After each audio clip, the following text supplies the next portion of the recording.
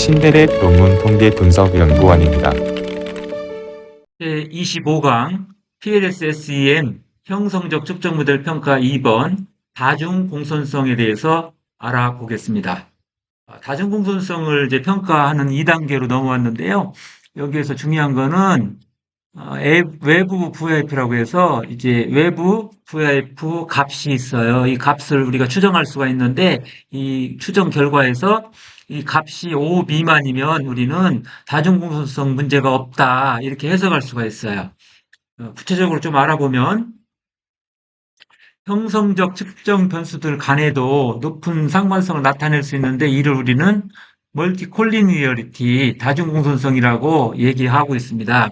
이런 문제가 발생이 되면은 외부 가중치를 우리가 이제 구하잖아요. 형성적 측정 모델에서 이 구한 결과가 구호가 반대로 나타나는 경우도 있고 아예 외부 가중치 자체가 잘못 추정되기도 합니다. 그래서 우리는 다중공손성 문제를 평가하고 해결하는 것이 필요하다. 좀 정리를 해보면 이런 거죠. 그래서 외부 VF 값이 5 미만이면 다중공손성 문제가 없다. 그런데 5 이상이면은 일단은 우리 연구자들은 이 다중공손성 문제를 해결하기 위한 노력을 해야 돼요. 여러 가지 방법으로 이제 뒤에서 또 설명할 거예요. 노력을 했음에도 불구하고 만약에 5 이상이다 그러면은 그 형성적 특정 건수를 제거하는 것을 검토를 해야 되고 이게 수정한 다음에 보니까 5 미만으로 또 나왔어요. 그러면은 이제 문제가 없는 것으로 이제 보고 또 우리가 진행을 하면 되겠습니다. 형성적 측정 변수 다중공손성 평가와 관련된 이제 기준을 이제 다시 한번 정리한 것인데, 5 미만이면요, 다중공손성에 문제가 없다, 이렇게 판단하고요. 그 다음에 5 이상이면 먼저 조치를 해요. 다중공손성 먼저 조치를 하고, 그렇게 한 후에 만약에 외부 부하의 값이 5 미만이면은 이제 우리는 다중공손성 문제가 없다고 해석하시면 되고, 5 이상이면은 다중공손성 문제가 발생한 거니까 형성적 측정 건수를 제거하는 이제 결정을 내려야 된다 이렇게 보시면 되겠습니다.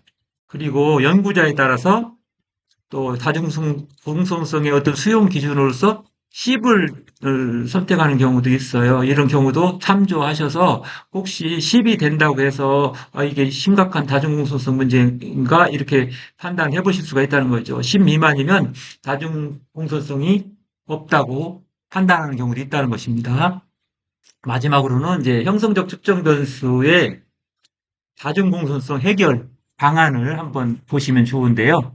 만약에 우리 외부 VIF 값이 5 이상인 경우에는 이제 우리가 평가를 해보고 측정 변수 중에서 하나를 제거하는 것을 검토를 해야 되고요. 이때도 내용 파장도가 확실히 있어야 돼요. 이걸 제거했을 때 문제가 개념상에 어떤 문제도 발생되지 않는다는 보장이 있을 때 우리가 제거를 할 수 있는 것이고요. 그 다음에 2차 성분을 가지고 있는 경우가 있잖아요. 어떤 개념이 그럴 때는 유계적 성분 모델을 구성해 보는 거예요. 그렇게 하면은 이런 문제가 해결될 수 있고요. 그 다음에 유사한 측정 변수들의 조합, 즉 다시 말하면 단일 측정 변수를 한번 만들어 보는 거예요. 단일 측정 변수를 만들어 가지고 새로운 하나의 변수로 이제 투입을 하는 이런 방법으로도 다중공손성 문제를 해결할 수 있다. 이렇게 생각하시면 되겠습니다. 형성적 측정 모델의 다중공손성, 측정 변수들 간의 다중공손성을 평가하기 위해서 한번 스마트폰 모델에서 들어가서 추정을 해보겠습니다. Calculate, PS, SEM 알고리즘을 클릭합니다. 이렇게 하고 Start Calculation.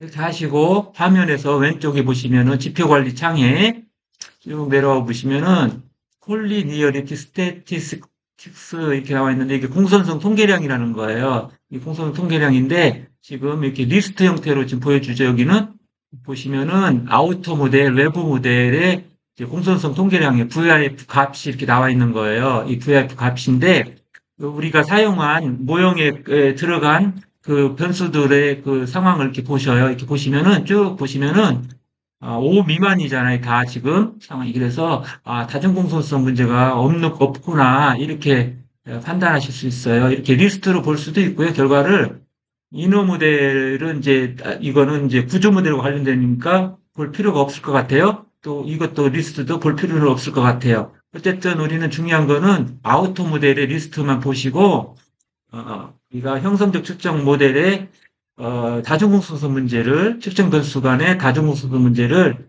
이제 확인하는 것이 중요하다고 하겠습니다.